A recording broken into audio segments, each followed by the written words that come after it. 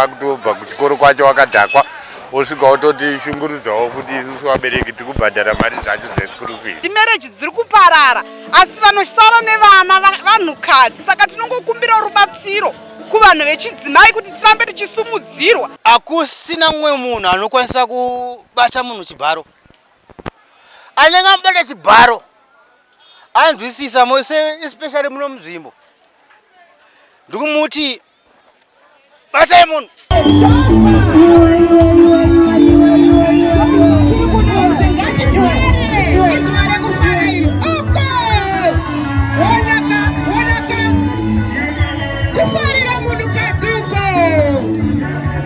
Police band ya challenge wamazona vari kurwadziwa nemutambo uyu.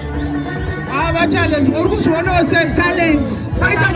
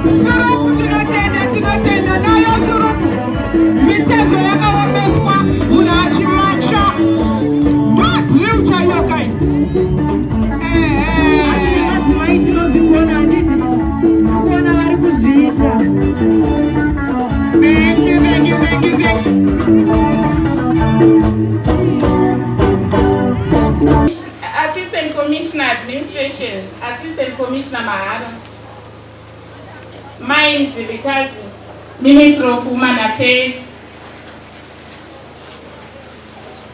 Superintendent Operations Sebabian, Superintendent Masawi, Superintendent Administration Harare North, Superintendent Mavure, Superintendent Administration Chitungwiza, Superintendent Mumalo, Superintendent Crime Chitungwiza, Superintendent Matsika,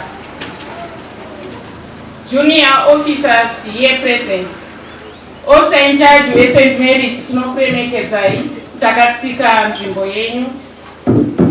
Maresidents muno muchitungwiza zvikuru sei pano pachigovanyika tinoti makadi vemedia nevamwe vese vatikuta muzuva ranhasi rekupemberera kusumudzirwa kwevanhukadzi. Nhoroondo yacho tese tinoiziva. Ndine speech pano yakanyorwa nechirungu kasi Zimbabwe yakakomorerwa. It was empowered in terms of education. Saka tinoziva kuti munhu wese anonzwisisa rurimi rwechirungu. Ndichaita ndichingosanganisa kuitira kuti tisimbise nyaya yatiri kutaura nezvayo pano. It is with great delight that I stand before you today to officiate at this special occasion organized by the Zimbabwe Republic Police Harare Province and the CID Harare District Women Network. Although we are commemorating the International Women's Day a bit later than the traditional date, which is the 8th of March every year, it is important to note that March is celebrated as Women's Month, and we are still within the bounds of this significant time. I want to extend a warm welcome to our esteemed stakeholders, especially the Minister of Women Affairs here present, and other esteemed guests. A heartfelt thank you to the courageous women and men from our community of Emuchitungwiza who join us today. Your presence not only honors us, but also reinforces our shared commitment to uplift and empower every woman and girl in our society. Today, as Women Network, we march in solidarity with fellow women and girls and all like-minded forces in celebrating our God-given feminine nature. We are the emblem of beauty, the better half and the society's backbone. Tisu vakadzi vari muna Proverbs vari muna zviri tinotaurwa kuti women of virtue. This year our celebrations center on the compelling theme, and I quote, "For all women and girls, rights, equality and empowerment," unquote. This theme isn't just a catchy phrase. It is a powerful call to action for each and every one of us. It is time for us to create a space where every woman and girl can thrive, contribute and serve. Empower a girl child, empower the nation. Here in Harare province, we take immense pride in opening doors for women within the Zimbabwe Republic Police. Tiri kuti woisu muchipurisa, tiri kusimudzirawo vanhukadzi. Tichitarisa chipurisa chekudharadhara, mapurisa echikadzi anga asina kunyanya kukosha, uye anga ari mashoma-shoma, asi nekuuya kwakaita kusimudzirwa kwemwanasikana, takaona vasikana vakawanda vachipinda mubasa rechipurisa vachingopefoma zvakangofanana nevarume vari mukati mebasa irori. Saka tiri ipapo hativasiyi kunze, tinovasimudzira zvakafanana nemasimudzirirwe anoitwa vanhurume. Tiri muno muHarare province tine ma-assistant commissioners echikadzi paHarare provincial headquarters anoita iwo mana kureva kuti 4. Umwe anotungamirira Chitungwiza kuno anonzi assistant commissioner Mutimukulu mukadzi futi. Saka tinoti isusu tiri ipapo zviri kuonekwa kuti vakadzi vari kugona kuita mabasa avo zvakafanana nevarume. Tine 2 vakadzi vanotungamirira madistricts muno muHarare province, vanochaira madistricts sekuchaira kunongoitawo varume. Tozoitawo maofficer in charge vakuru vemastations. Tine vakadzi vakati wandei nevamwe vanotungamirira madepartments akasiyana-siyana ari mukati meZimbabwe Republic Police vari kuatungamirira zvakanakisa zvakangofanana nematungamirirwa ari kuitwa nevarume. Izvi zvese zviri kungouya nedonzvo rekuti kusumudzira munhukadzi. This representation is a vital step forward in promoting gender equality and ensuring that women's voices resonate loud and clear in our law enforcement agencies. Izvi hazvisi kuitika muZimbabwe yoga, zviri kuitika pasi rino rese kuti mapurisa echikadzi nemamwe anoshanda mune vanoita zvemutemo nevanochengetedza nyika vari kusimudzirwa kuitira kuti vashande vasimudzire nyika yavo, nyika igoenderera mberi. We are dedicated to building a more inclusive workplace where everyone has got the opportunity to contribute to safety and well-being of our country. On the empowerment front, the Zimbabwe Republic Police is actively encouraging women to take part in self-help projects designed to enhance their livelihoods and ensure financial independence.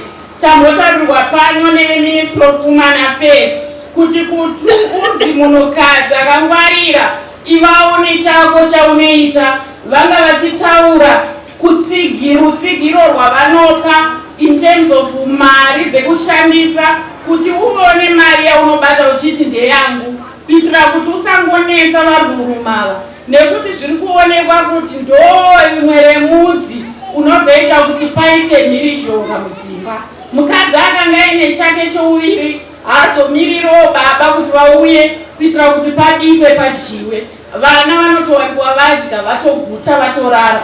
Saka izvozvi zvinoitawo kuti domestic violence kana kuti yatinoti mhirizhonga pachivanhu idzikire. Together as we rise, we will dismantle the barriers imposed by the societal norms and pave the way for future generations. But it is with a heavy heart, ladies and gentlemen, that I must bring to your attention a troubling trend that we can no longer ignore. The disturbing increases in crimes of passion against fellow women and children. Recently, Muharare, takarekota cases 140 marape kubva January na February chete mugore rino. Tichitarisa gore rapera kubva January kusvika muna February takanga tine 181 cases atiri kurisifaya akawandisa. Tiri kutaura kuti ndeye kushungurudzwa, ende vanhu vakawandisa vari kushungurudzwa ipapa vana vadiki vari pasi pemakore 16. Takatarisa pane vanhu vari kufara mhosva idzodzi dzekushungurudzwa idzi. Tiri kutaura kushungurudzwa kwepabonde kana kuti zvese zvimwe zvine chekuita nenhengo dzemuviri dzakavanzika. Tiri kuti vanhu vari kunyanya kufara mhosva idzodzi, tikatarisa 25% yevanhu vakapara mhosva idzodzi dzatiri kutaura marelatives kana kuti ihama dzedu vatinogara navo. Tikatarisa 10% tiri kuona kuti vavakidzana. Tikatarisa 47% toona kuti vanhu vasingazivikanwi nemumhangari vatinoti mastrangers vavangosangana navo.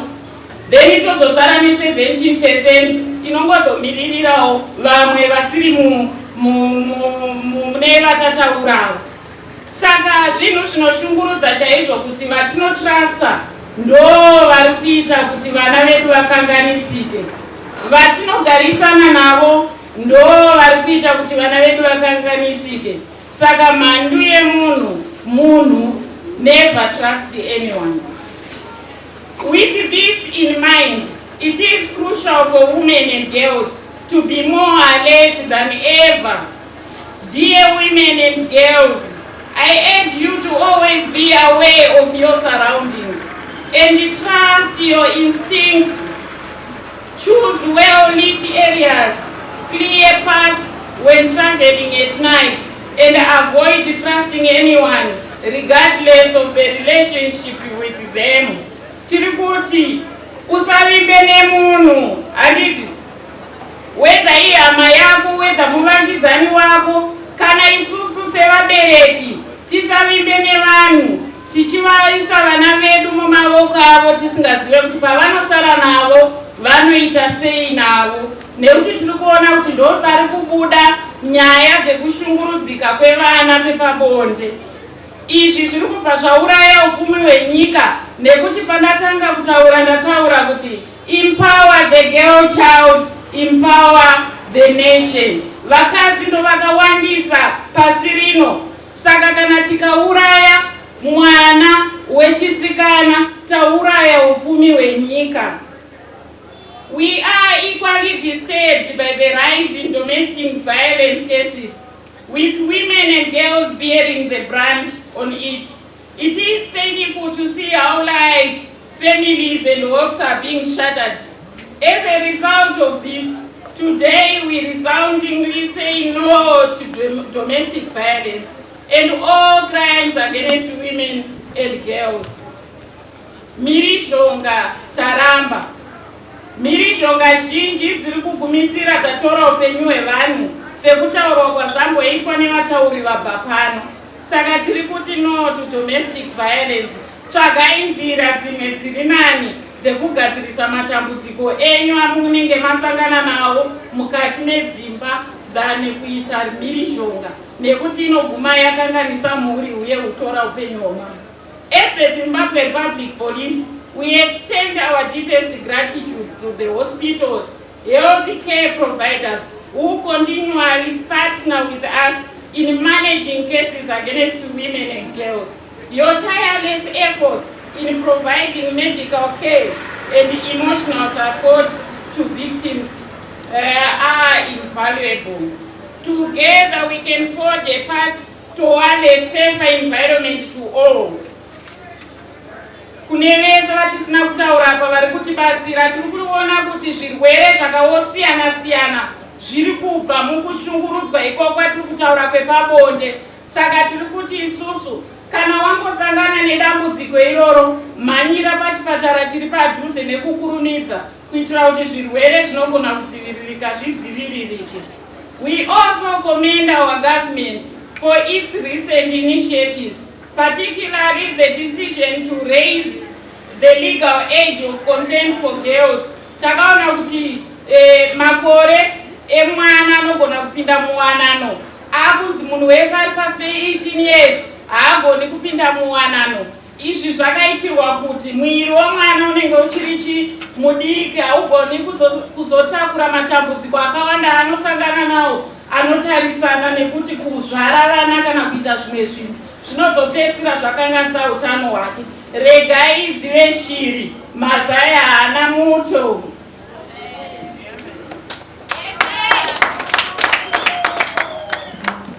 We continue to advocate for stiffer penalties for abusers. We must make sure that justice is served promptly and stringently to deter potential offenders and protect our communities. Let me take this moment to sound a clarion call to those who would dare violate the rights. Can we all stand up?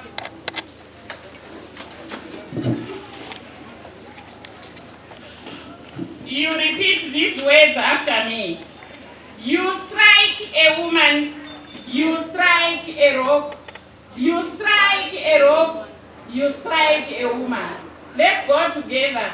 You strike a woman, you strike a rock, you strike a rock, you strike a woman. I thank you.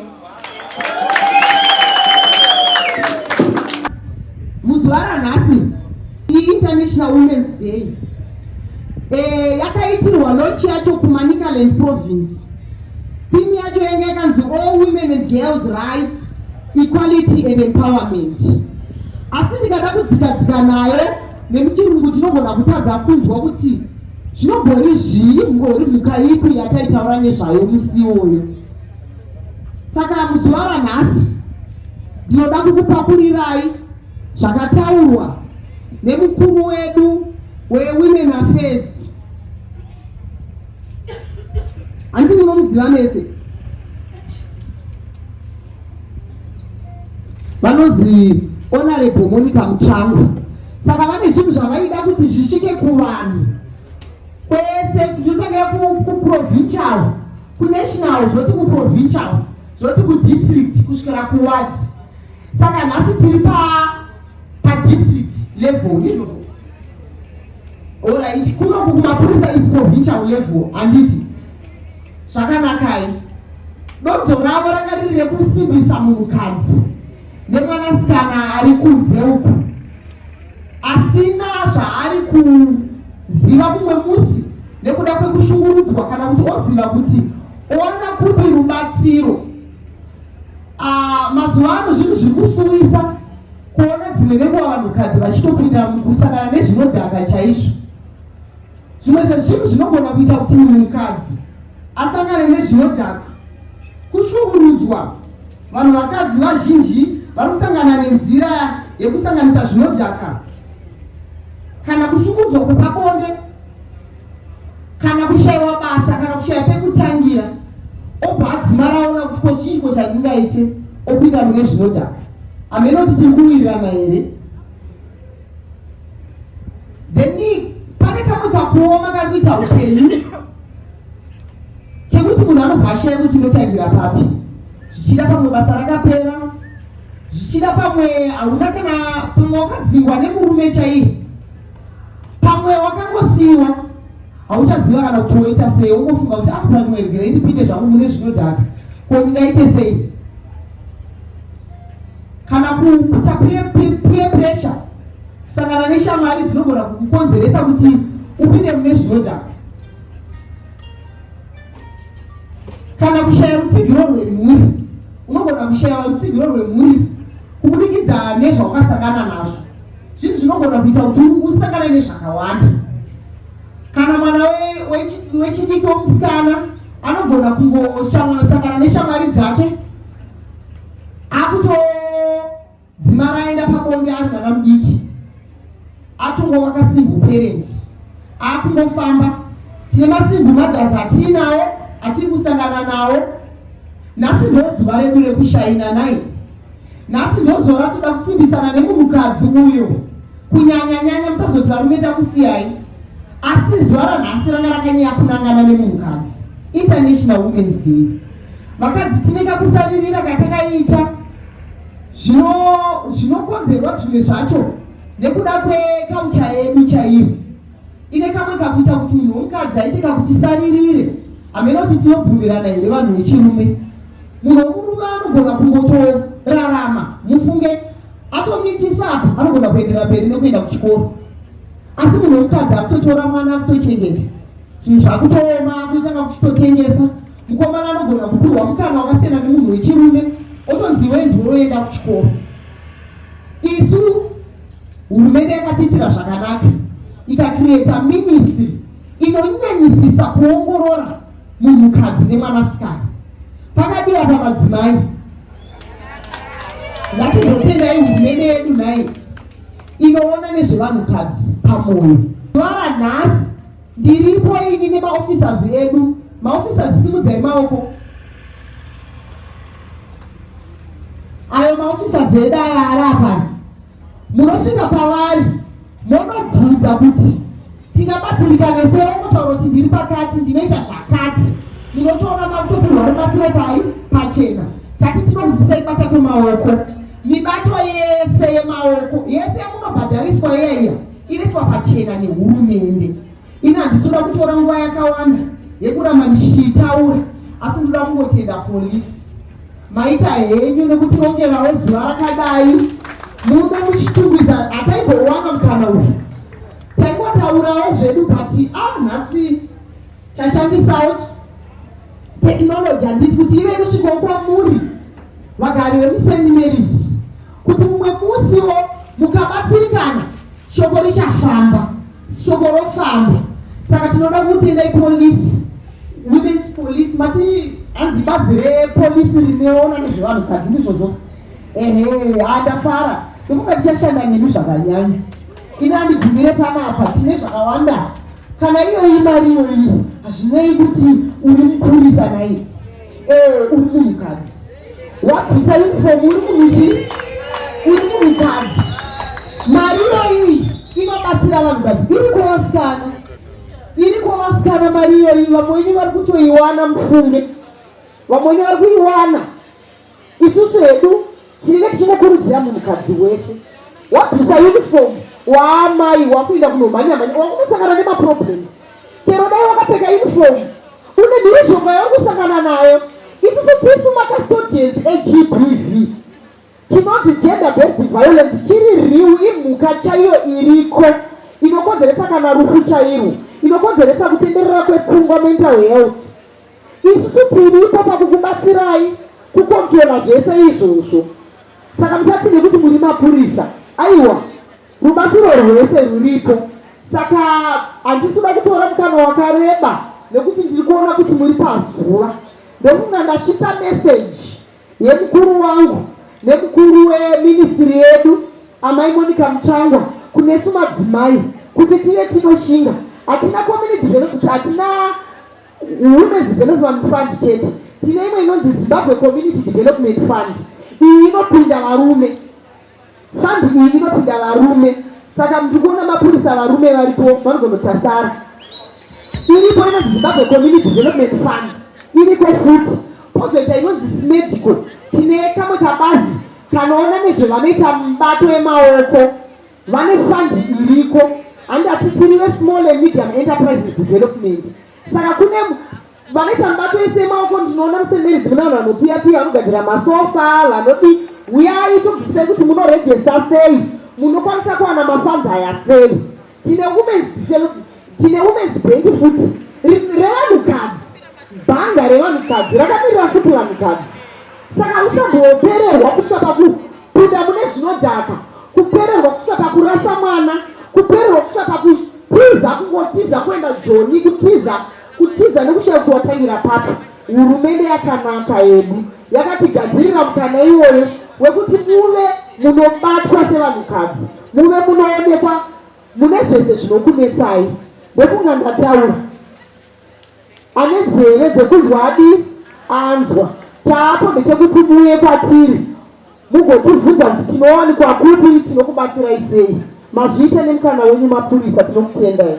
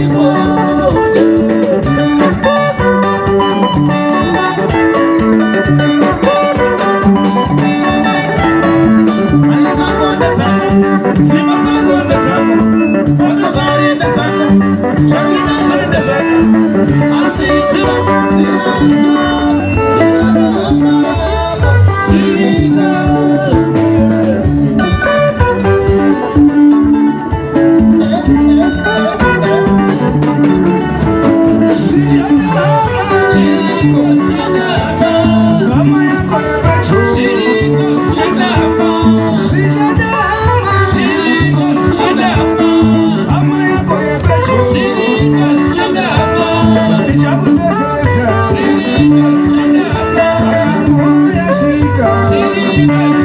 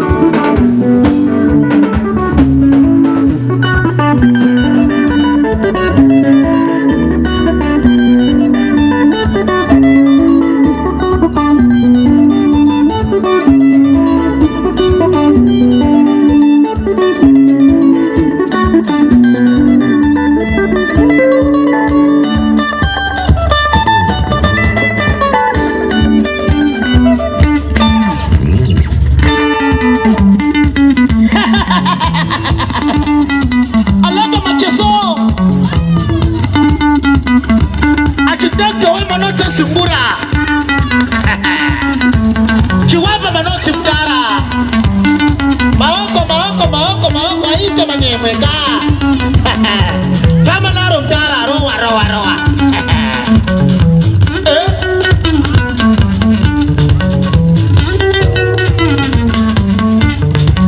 Oko. Tarira wende. Aiwa, bemasaluti wakasaluta. Okoyo. Watukana wanoziwako wanoita wane vakomana maiwe. Omakatsigira navotisa vakasalutawo. Aiwa.